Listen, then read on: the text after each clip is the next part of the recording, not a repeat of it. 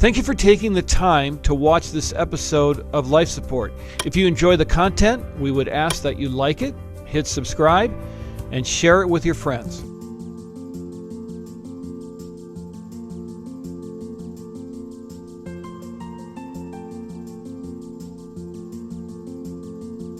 I'm Reverend Dr. Paul Marzahn, and it's a joy to be here this evening to share this evening with you, and we're going to have a great conversation with Tim and Janita Pace.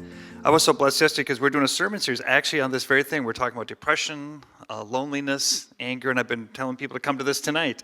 And yesterday I gave a quote actually from Janita on the healing names of Jesus. And one of the sections in there that I shared with was the story that she gave about the blessing of a broken heart. And how when your heart is broken, you can then share it with other people. And that was just so touching that when I shared it on Sunday, you could just see hardly a dry eye in the house. And it just goes to show that how your book and also your ministry has really helped bless so many people. And I think that's why there's such a great turnout tonight. As I went to therapy, as I went to programs, I decided to sign up for everything I could find that had to do with mental health. And so I was going to different support groups. I was going to therapists, and I was gaining skills, and I was getting my medication figured out. And as I got stronger and stronger, we began to discuss now what does our next phase of our life look like. And we ended up moving to North Carolina unexpectedly because of because of the economy. Tim lost his job, and so we had to transfer down there. And I thought, well, now what do I do? And it was refreshing. I started in a new place, so nobody knew my story. We went to a church, nobody knew my history, and it was refreshing to not be known as the depressed girl, to have nobody knew. And I was trying to find a job, and I wasn't sure what to do, and there was one university within driving distance that had a master's in counseling. And I told Tim one night, wouldn't it be crazy if I became a counselor? And but the whole time I was in therapy, I remember telling my therapist, who was not a believer, so many things you're telling me is actually in the Bible. I think I could be a counselor. And he said, well, let's not overdo it. But I applied to this university, and I thought, I'm just going to be transparent. So I wrote out my story. And they were only taking 30 people, and they had 150 applicants. And so I thought, well, we'll see.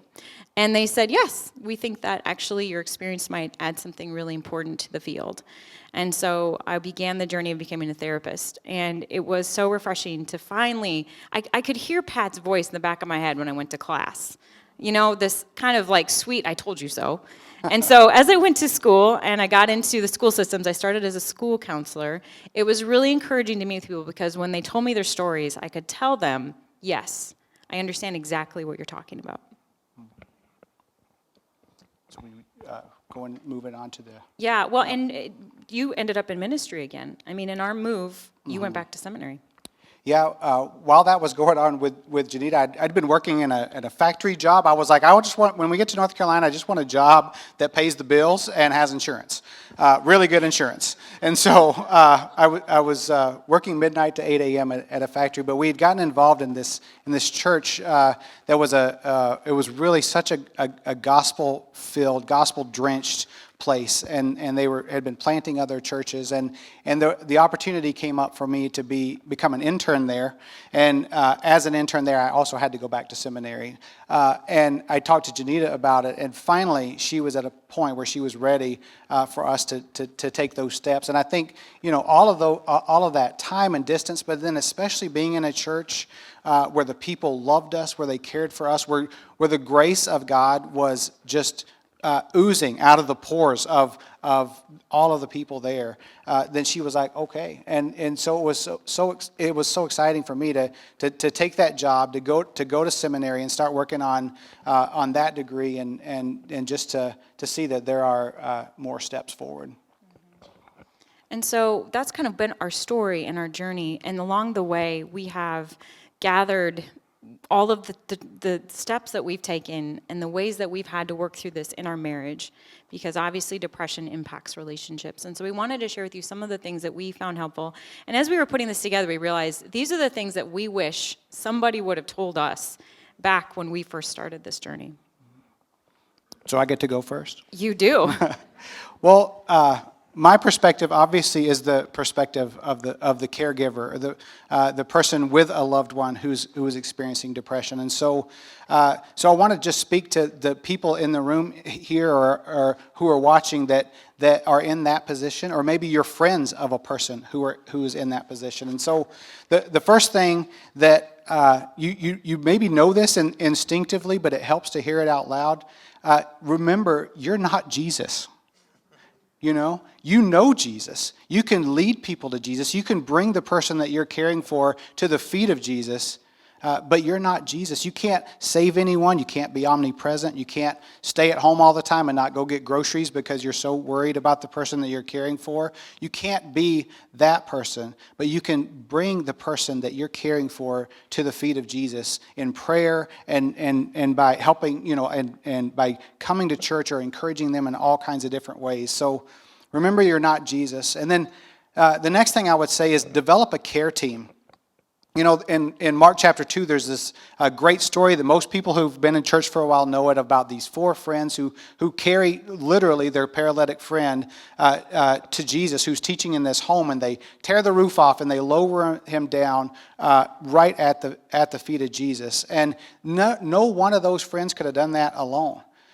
They needed the other 3 to help them to be able to do that. And so you can't be one person alone in this journey. You need to have a care team. And so I would say a great therapist, a great Christian counselor is a wonderful way to start, not just for the person you're caring for, but probably for you as well.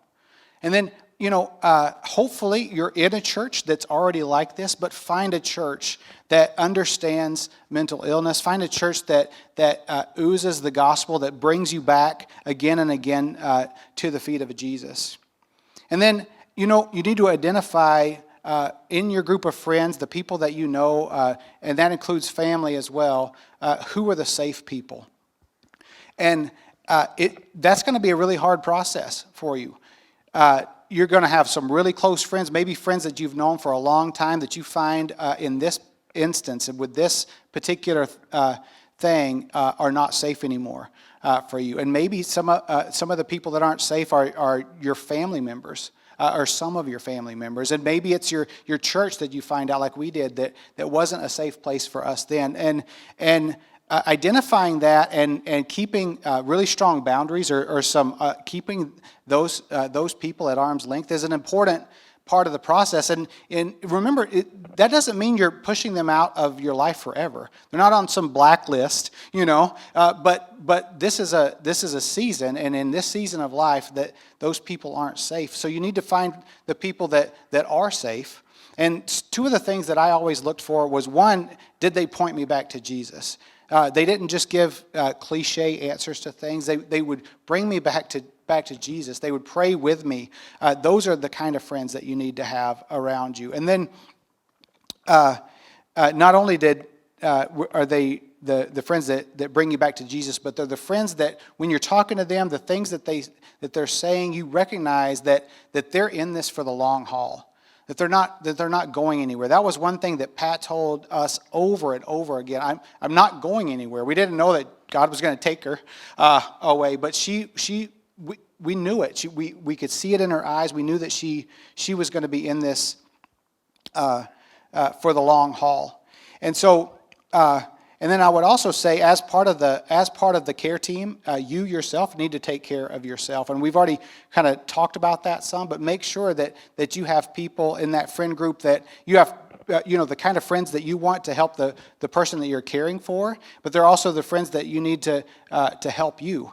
And so to have all these kind of varieties of friends, there might be the friends that are going to be a lot of fun, and they're going to take you out, and you can go ride go-karts or something together and just forget about things. And then there are those friends that are going to sit on the couch with you and cry and not say anything for the next 4 hours because they just know that you need somebody to be with you. And you need to have all of those kind of friends.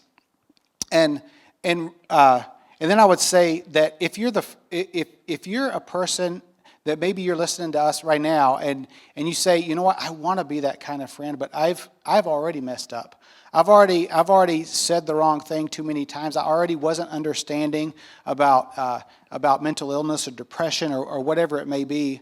I just want to encourage you, just apologize and say, I want to now be that kind of friend for you. What do I need to know that would help me be a better friend for you? Is there a book I can read, a podcast I can listen to? Is there advice that you can give me that I can follow so I can be a better friend for you? It's not too late to be that kind of friend for somebody. And so have those friends, and then draw boundaries, really firm boundaries around those people that aren't safe. And then once you find those friends, and I would add to that, know your in this case it was my wife. I had to get to know my wife's friends, the friends that she had that were just her friends that I didn't really know, and I had to get to know her friends. I had to learn their phone numbers. I had to even kind of learn their schedules a little bit to know when I could call them and if they were the kind of person that would come over and, while I would go play basketball or do whatever. I had to get to know them because they're such an important part of helping you care for the people or the person that you're trying to care for. So definitely get to know your friends. And then I would say, when you've identified the safe people, you need to let your guard down with those people. It's a very scary thing to do. To all of a sudden to be open up. You need to trust your friends to be the kind of people or the family to be the kind of family that you don't have to clean the house before they come over. You can have dirty laundry in the bathroom floor or whatever, and it's okay. And you need to be able to let those walls down. And I would say if you are the friend, if you are that kind of friend, reciprocate that. It's really hard to be when Janita was going through the darkest part of her depression, and even a lot of this journey, I really felt like we became friends who were takers. We didn't get to give back. And that's a hard place. We don't want to be that kind of person. We don't want to be the kind of friend that never gives back.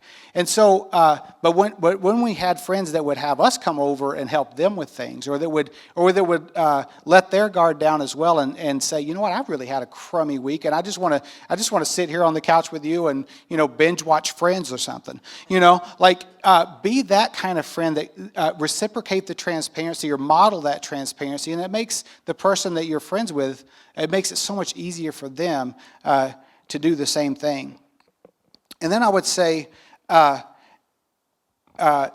remember that you're not going to do this perfectly. Your friends aren't going to do it perfectly. Your church isn't going to do it perfectly. You're going to mess up from time to time. You're going to say the wrong thing, or you're not going to be there. Or you're going to get selfish and say, you know what, any other night but tonight, I'm not going to miss this, and I'm going to go out and I'm going to do whatever I want. And you're going to have those times. And so you need to, first of all, be okay with the fact that that's going to happen, but then be the person that comes back and apologizes quickly. On your best days, you're going to be slow to speak and quick to listen and slow to become angry. Those are your best days. But when the times are really hard, and depression is one of those journeys that goes on and on and on, those best days might become pretty few and far between for a while. And so, of course, we want to be, quick to listen and slow to speak and slow to become angry. But when we don't, we need to apologize. We need to say, you know what, I messed up again. And one of the blessings of that, one of the blessings of saying, I messed up and here's how I messed up and I really didn't want to do that, is that the person that you're caring for, the person with depression, is going to be able to say, you know what, they're not perfect after all. You know what, it's like, in a way, and you correct me if I'm wrong about this, but I could see it with Janita, like she, it was like, oh, he's not perfect either, as if she had any, delusion that I was perfect. But, whenever I would apologize, it was like, oh, it's almost like a relief that there's somebody else that's going through something, or somebody else is human. And so be that kind of person, and do it quickly and do it consistently. because that consistency means so much. The consistency reminds the person that you're caring for over and over again that you're not going anywhere. You're in this for the long haul. You're not going to be perfect, but you're not going to run away either. There's not going to be a time when it gets so hard that you are going to leave. And so anytime that we apologize or come back, it just reinforces the fact that we're not going anywhere. And then I would say, over time, trust your instincts. I had no instincts at the beginning, or horrible instincts at the beginning of the journey, but over time, as with trial and error and that kind of a thing, I started to learn, like, okay, I can push Janita here a little bit. Like, I can really get her to go out and go for a walk with me, and she's having a good enough day where I can do that, and I know the walk will be good for her. And then there are other days when you know that it won't be, and you're going to have to shut something down or cancel a plan, and you'll start to develop an instinct for that, and you need to trust your instincts on that. And then the relationship that you have with the person you're caring for is so vitally important when it comes to that relationship. Janita and I had a conversation, and I really recommend that you do this if you haven't done this, where there were so many. And I would say years, where I was trying to guess if is this really as bad as she's saying it is in this moment? Because, I mean, I can go and see people. I can go out with friends. I can do these things. Like, it's so easy. I love it. How can it possibly be so bad that, that she doesn't want to do it or she can't do it? And I would start to, at times, second guess her. And we had this conversation where I said, you know what? I'm not going to do that anymore. When you say something to me that you can't do this or you need this, I'm going to believe you. Right away, I'm going to believe you. I'm going to act on the fact that that's completely true. And that gives you tremendous power. You can manipulate me. You can do a lot of things to me if you decide to misuse that. And I need to know that you're not going to misuse that, but I'm not going to second guess anything that you say anymore. I'm going to take it at face value, and I'm going to give you the benefit of the doubt. And you need friends in your life who are going to be able to do that with you as well, that are going to give you the benefit of the doubt when you have to make a decision or say no to something that they don't really understand at the time. It's so important to have that kind of friendship. And because I remember, like, there was about a 2-year period where I felt like the only time I ever called friends was to cancel some plans that we had with them. I was just like all the time canceling plans, and it felt so terrible. But those friends were the kind of friends that gave me the benefit of the doubt, that gave Janita the benefit of the doubt, and weren't going to stop being our friends because we had to cancel on them last minute for something that they didn't quite understand. And so, and then finally, this is the last thing I'll say, but just remember the gospel. The gospel is good news. There's all kinds of lies that the enemy's going to want to feed you, and even there'll be times that the enemy is feeding Janita lies, and then she was telling them to me so convincingly that I was like, oh man, I need to believe that too. And you have to go back over and over to the gospel, to the fact that God loves you so much that He gave His Son for you, that His love for you is not conditional, that it's never going to change. There's nothing that you can do that's going to make Him love you more or less than He does right now. You need to remember the true gospel. We've talked a lot about Psalm 121 tonight, but even like Psalm 103 is for me like what 121 has been for Janita. There's so much gospel in that psalm. It's because there's hope that the God that we know redeems us from the pit. He forgives us. He heals our diseases. He renews our youth. He fights for us when we're oppressed. We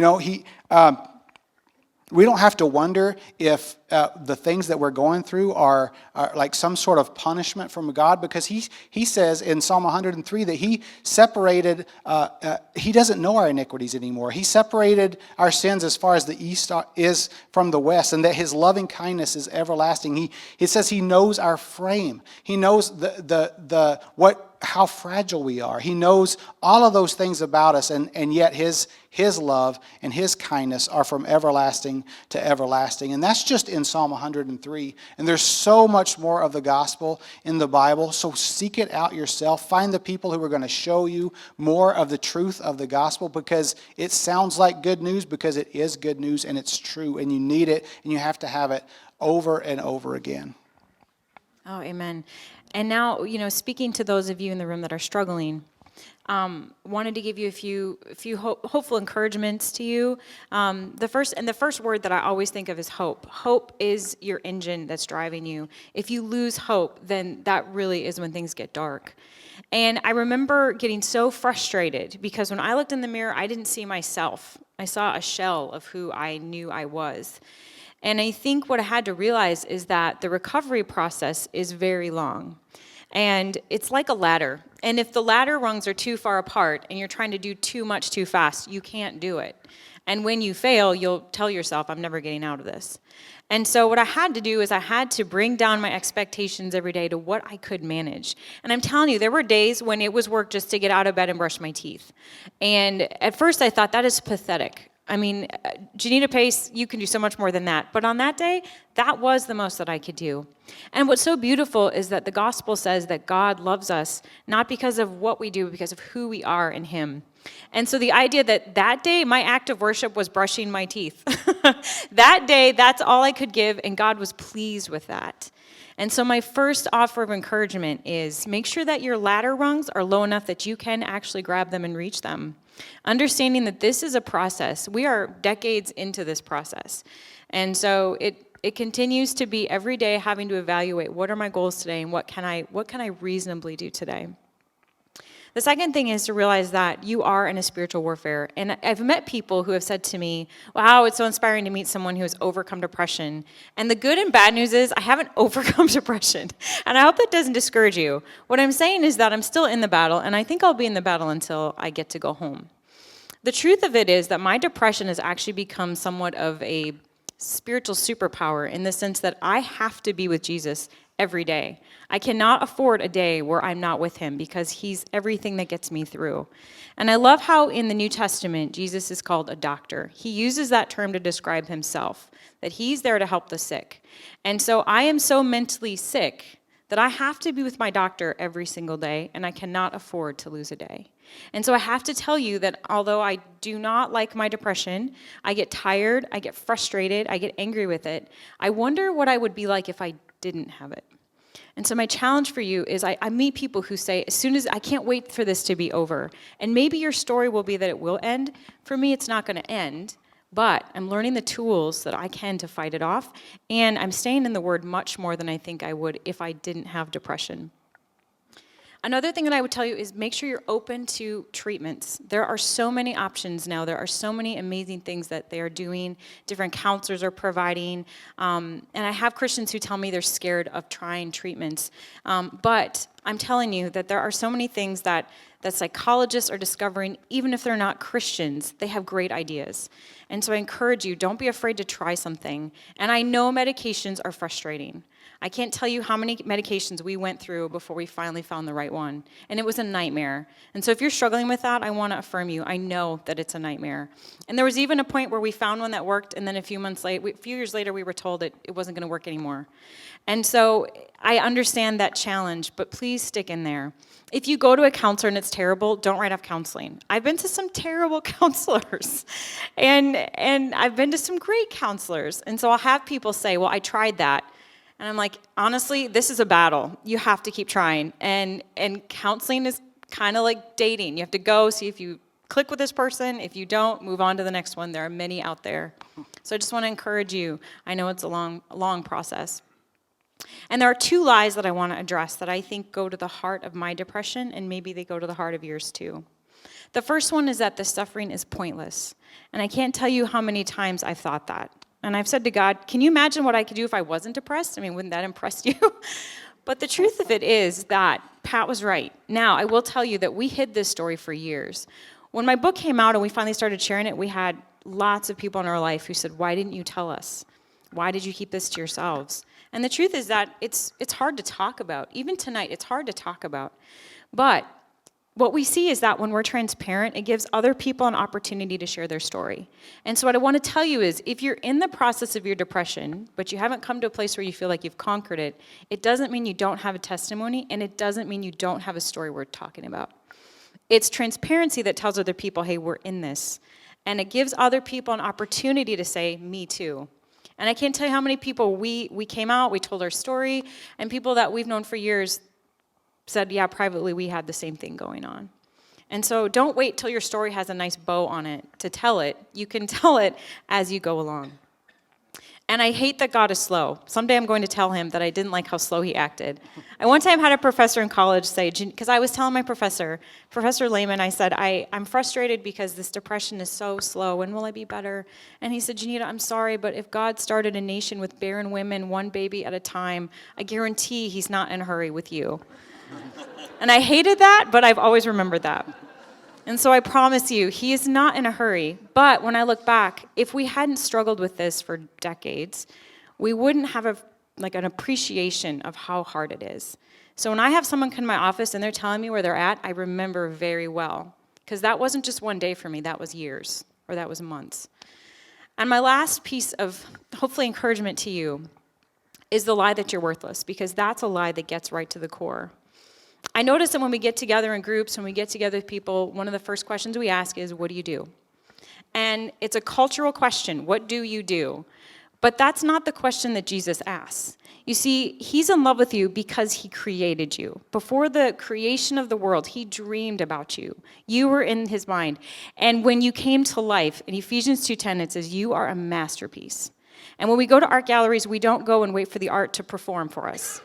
We just go to look at it. And you are hanging in God's art gallery, and he is so proud of you. And that's the beauty, is that tonight you don't have to earn your right to be alive. Isn't that incredible? He is so in love with you. One of my favorite concepts is Zephaniah. You know, we've gone to beautiful waterfalls in North Carolina. We've hiked. We've seen beautiful scenery, and it's just inspiring. But what's so incredible is what inspires God is you. In Zephaniah, it says that he sings about you. So when you go to bed at night, it says that he's singing over you. And I can't help but think, with what a musician he is, that he's probably written songs that are just about you. And so I want you to capture that in your mind. The next time that depression lies to you and says that you are worthless, the truth is that you can't even declare yourself worthless. You don't even have the power to decide that you're worthless, because the Creator and the Redeemer of the world has already chosen you and loves you.